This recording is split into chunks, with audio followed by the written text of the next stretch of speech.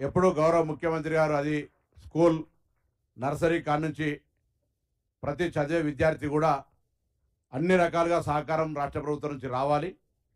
రేపల్లంతా ఈ రాష్ట్ర సంపద దేశ సంపద అని ఎప్పుడు కూడా అనేక సందర్భాలు అంటూ ఉంటారు. కాబట్టి ఈ రాష్ట్రం నుంచి మీరు ఈరోజు 135 మంది రేపు జరగబోయే 2 దశల్లో 100% విజయం కలిగే విధంగా మరి ఆ భగవంతుని ప్రార్థిస్తూ ప్రభుత్వం తరఫున కూడా అన్ని రకాలుగా సహకారం అందుతూ ఉంది.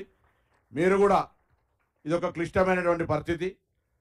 మిగతా జీవనంలో మీకు మీరుగా గర్వపడమే కాదు, మిమ్మల్ని కన్న తల్లిదండ్రులు కావచ్చు, మిమ్మల్ని కన్న ఊరు, ఆ వాడ, ఆ జిల్లా, ఆ ప్రాంతం అంతా కూడా, ఆ ప్రాంతమే కాకుండా ఈ రాష్ట్రం అంతా కూడా, ముఖ్యంగా ప్రభుత్వంలో ఉన్న మీ మందిరం కూడా మా రాష్ట్రం నుంచి ఇంతమంది ఎంపికైందని గర్వంగా చెప్పుకునేటువంటి అవకాశాన్ని కలిగించే బాధ్యత మీ అందరిపైన ఉందనే మాట ఈ సందర్భంగా మనవి చేస్తాను.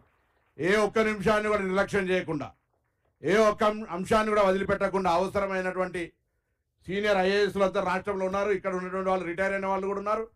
మీకు ఎటువంటి సలహాలున్నా నేను ముఖ్యమంత్రి గారిని కోరుతా ఉన్నా. ఎవరైనా పరీక్షలకు ప్రిపేర్ అయ్యే వాళ్ళు మన దగ్గర ఎవరైనా ఐఏఎస్లకు ఐపీఎస్లకు సలహాలు అయితే కూడా ఇచ్చే విధంగా వాళ్ళందరూ కూడా ఒక సూచన చేసినట్టయితే వీళ్ళందరూ కూడా వాళ్ళ ఎగ్జామినేషన్ విధానంలో మీకు గత అనుభవాన్ని కూడా జోడించి మీద కూడా అప్గ్రేడ్ అయ్యే అవకాశం ఉంటుంది. కాబట్టి తప్పకుండా మీరందరూ ఈ దేశ, ఈ రాష్ట్ర, మీ గ్రామ, మీ కుటుంబ గౌరవాన్ని పెంపొందించే విధంగా తప్పకుండా రాబోయే సివిల్స్లో